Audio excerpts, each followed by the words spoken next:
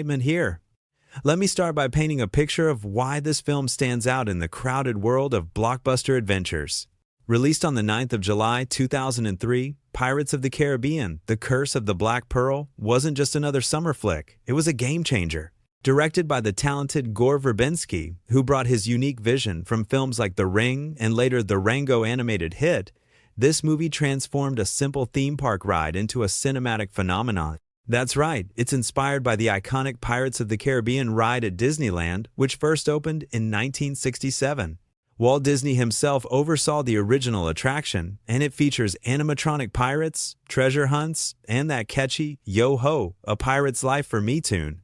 But Verbinski and his team took that concept and turned it into a full-blown epic with heart, humor, and heart-pounding action. Now, let's talk about the powerhouse behind the story. The screenplay was crafted by Ted Elliott and Terry Rossio, a dynamic duo known for their work on Shrek and Aladdin.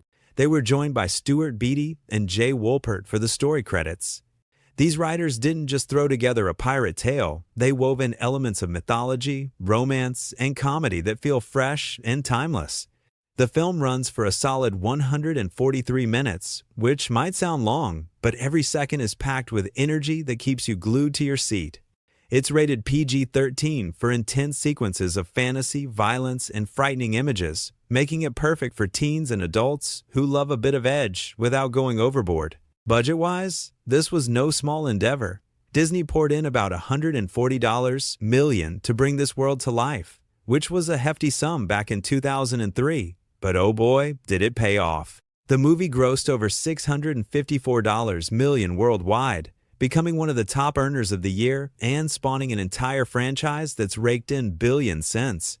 It outperformed expectations, beating out heavy hitters like Finding Nemo and The Matrix Reloaded in some markets. That success came from smart marketing, including trailers that teased the adventure without giving away too much, and a premiere at Disneyland that felt like stepping right into the ride. What really sets this film apart is its incredible cast. Leading the charge is Johnny Depp as the eccentric and utterly captivating Captain Jack Sparrow. Depp's performance is legendary. He drew inspiration from rock stars like Keith Richards and even cartoon characters like Pepe Le Pew to create this swaying, sly pirate who's equal parts genius and goofball. His portrayal earned him an Academy Award nomination for Best Actor, a rare feat for a role in a blockbuster like this. Depp wasn't the first choice. Actors like Jim Carrey and Hugh Jackman were considered, but Depp made it his own, improvising lines and adding that signature swagger. Opposite Depp is Orlando Bloom as Will Turner, the blacksmith with a heroic spirit. Bloom, fresh off his role as Legolas in The Lord of the Rings, brings an earnest charm and impressive sword-fighting skills to the part.